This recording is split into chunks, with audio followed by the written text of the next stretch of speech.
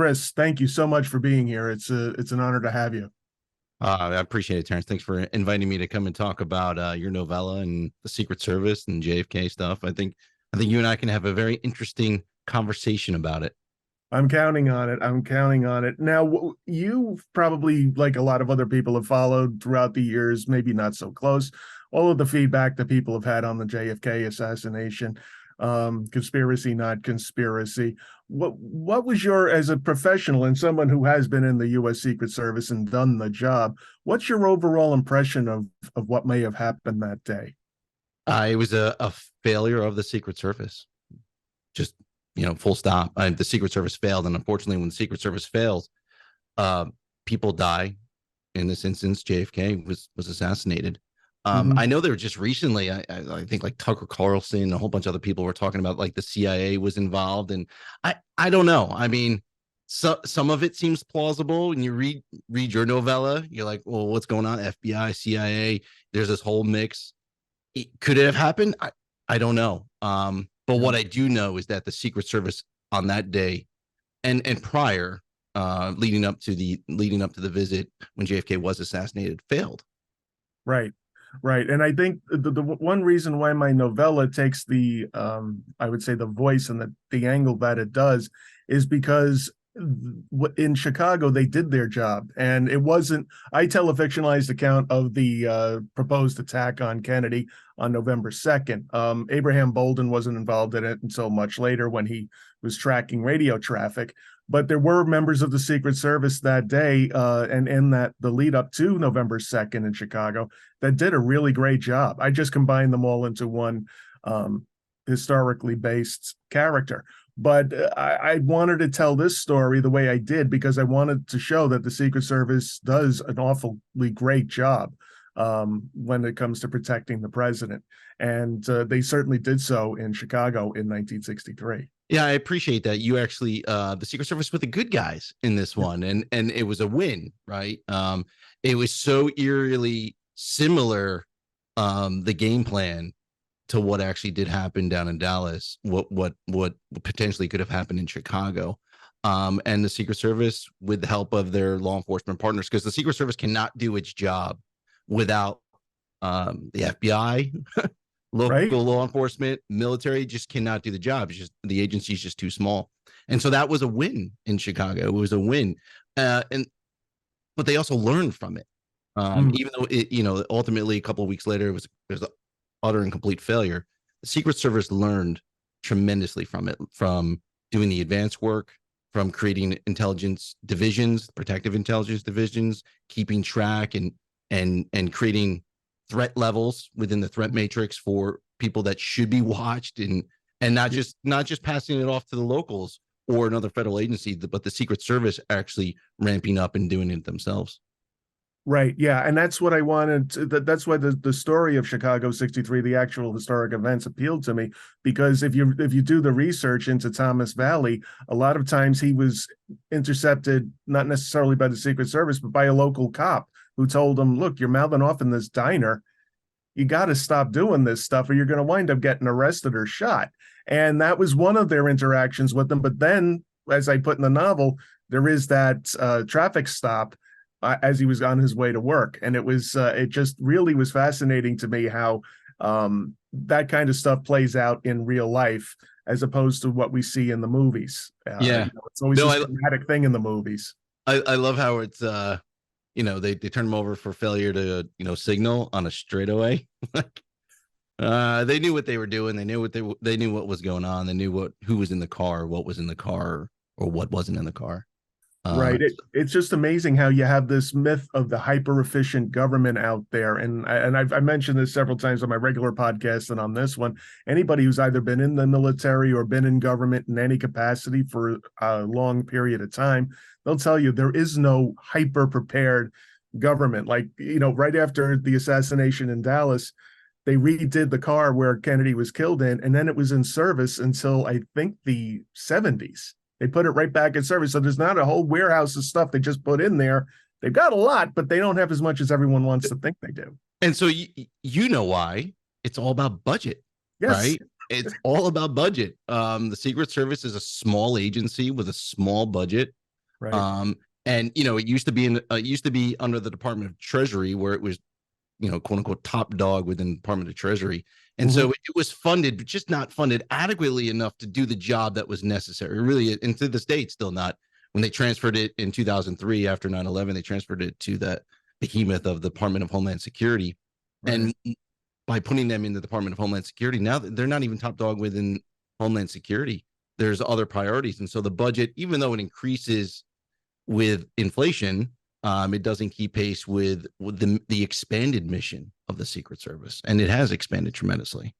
Right. Yeah. And also too, as the threats against the president have expanded, they have to be able to adapt to meet those challenges. Yeah, the so like I said, the Secret Service learns from mistakes. Unfortunately, when those mistakes happen, they're catastrophic. Mhm. So the president, in a car that has no roof, right? You'll never see that again. In fact, everyone talks about the Beast, this armored limousine. The media called it the Beast. The Secret Service doesn't call it the Beast, but Right. that armored limousine, it's tank like, and everything within it is classified, like the thickness of the armor, all the other cool things that go into protecting the president in that vehicle, like that comes from a failure, of the Secret Service failure, and then on top of that, the failure of the advance. In Chicago, in your story, they talk about that 90-degree turn where the motorcade has to slow down, and speed is safety, right? And so you want to be going fast. And even though they had that protective bubble going on, that currently, like if you were to look what the Secret Service does today as compared to what it did in the 60s, that bubbles has expanded, and the units and the manpower has expanded exponentially. Right. So the eerie similarities between Dallas and Chicago about the warehouse and potential Right. shooter there with all the glass, and they wouldn't be able to cover all those windows in the 60s. Well, all of those windows are covered today. They're covered from the outside, they're coming from the inside. It's a complete 360 security apparatus that is implemented wherever the president goes. And people only see like the lights and the sirens and the cars go by. Right. There's so much behind it, so much that you just don't see. Right. Yeah, that's exactly right. And it's funny because I remember when I first learned about the Chicago 63 incident, and I said that can't be. Someone must have just lied about that, or they're fudging the details to fit their own theory. And then I did my own digging into it. I said, "Good God, this was almost a mirror of what happened in Dallas and what was going to happen supposedly in Miami, or Tampa later Yeah, that." Tampa, yeah. It was just ridiculous. There was something else in Chicago, not Chicago, LA. Was it LA that I'm thinking of, or is it Tampa? I think Where it might have been Tampa. where Lee's name came up again. Uh Yeah, where he tipped them off and they canceled the whole trip. that's just crazy, right? Yeah, yeah. And that's why, it's funny. The Chicago 63 came out of the fact that I was writing a trilogy called Dallas 63. And we were talking to our mutual good friend, James Apt, about it. And James said, you know what? I know you're having trouble finding a home for it, but why don't you give the novella a try? Is there a prequel you can write? And this was Chicago 63. And this is where writers could learn from this. Chicago 63 was a plot point that I wanted in the book. But then if I wrote him in about James Golden there, he would only be in there for a short amount of time. I wouldn't have anything for him to do for half the book. Afterwards, yeah, Yeah. yeah. So then I said, you know what? Maybe I could do a prequel / novella about that. And but yeah, I mean, there's a whole bunch of different things that happened back then that when I started doing research on it, I couldn't believe the similarities.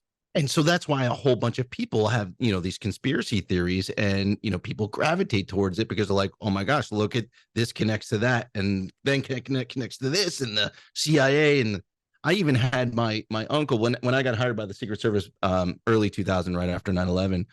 Mm-hmm. I even had my uncle come out and ask me, he's like, I saw something on YouTube or the internet that the Secret Service had killed Kennedy. I was Yeah, like, I know. what? What? The How or driver. why or when? Why? He goes, no, it's. He goes, I want you to look into that. I'm like, I'm okay. Now I'll look into that. But it's just crazy. Some of the things that are out there, but they're out there because of all those strange coincidences. And as someone who's been in law enforcement for X amount of years, I really don't believe in coincidences. Like Right. there's something there underneath the surface. Right. Yeah, I do too. I mean, what a lot of people are talking about is a lot of the versions of the Zapruder film we've seen are zoomed in for production quality, so you can see the kill shot happening. Because I don't think, and don't jump on me on this, people, I don't think the Zapruder's camera focused in and on where when the bullet came in. I think it was just a wide shot, Wide shot, yeah. and you see that after the second shot, I believe, you see the Secret Service agent who's driving turn around like, Yeah, turn, yeah. and some people said, "Oh, he had a gun." He didn't. It was just him Yeah. turning. So He heard something. that's exactly what my family member was like, yeah, no, he turned and shot him. I'm like, Yeah, no, crazy. But he then you did. have in that shot, you have Clint Hill, who's still around, Secret Service agent still around, who's like a living legend within the Secret Service. You Yeah, see him jumping on the back of the limousine and he was on Jackie Kennedy's detail, but he was the first one to reach the limousine because they were going at slow speed there. yeah, and they were just Shouldn't starting have. to take off once they realized what was happening. But it's amazing how people who don't have experience in that field suddenly will have their opinions about what they've seen because of some YouTube stuff, and Yeah. they have that force of conviction. And somebody like you who doesn't who knows what you're talking about, that your stuff is set aside because they've got their opinion, and damn it, they're going to focus on it. I mean, you'll see just in media in general, they'll talk about stuff that they think is going on behind the scenes. And this goes to like where you were talking about with the government, like, government's hyper vigilant, knows everything that's going on. And a lot of it's smoke and mirrors. Yeah, But the stuff that's going on behind the scenes that, I was privy to, and I'm like that, and I'll hear some opinion on an event. I'm like, that's not what happened. I mean, I was there. I'm like, and their opinion, it's an opinion, but they're stating it as fact. And it's very misleading. it can be very misleading. Exactly right. It's just like there are some people who say all the Watergate people, all the thieves in Watergate, the plumbers, they were in Dealey Plaza. I Mm. don't buy that. There were people who think, oh, well, it was James Jesus Angleton and the heads of the CIA in a smoky room, rubbing their Yeah. hands, chortling, and saying this is going to happen. I don't think that was it either. I mean, my whole thing is I've done enough research, not just on the Zapruder film or what happened there in Dealey Plaza, because I think that's a rabbit hole you can go down and stay in forever, because Mm-hmm. there are just some facts you're never going to get. But when you look at the other players involved, the people like the Paynes, who were the people who Oswald's family was staying with, and some other people that are tangentially involved, that's where you start to say, well, maybe there was something to this. Yeah. Uh, And then they have they try to recreate the shot several years after. And right, there's only one person that is able to do it. And he was like, he's a sniper. He's like he's a marksman, and right. he's barely able to do within like whatever it is. It's 2 seconds or whatnot. So then you're just like, wait a minute, like was how trained was Oswald? Yeah, And then he gets assassinated. So then so you're like, what is going on? And so it just feeds into those conspiracy theories. But right. Yeah, I do love the fact that you give um Anthony Bolden or is it's not Anthony, it's Agent Bolden, but Abraham Bolden is Abraham the real Bolden, life yeah. person, but Abraham Golden is the person I write about. Right. Is the first African American Secret Service agent. And so you talk about him, and it's funny. It's not funny, but it's interesting. So what I'm currently writing is historical fiction back in the 1870s, Ooh, and I was doing some research on first Black African American Secret Service agent, and I reach out. The Secret Service actually has historians. Like you can reach out to the right. Secret Service and talk to their historians, and they told me about. No, it wasn't until 1958. But I had found that there were revenue officers for the Department of Treasury that were on loan to the Secret Service to help with their investigations.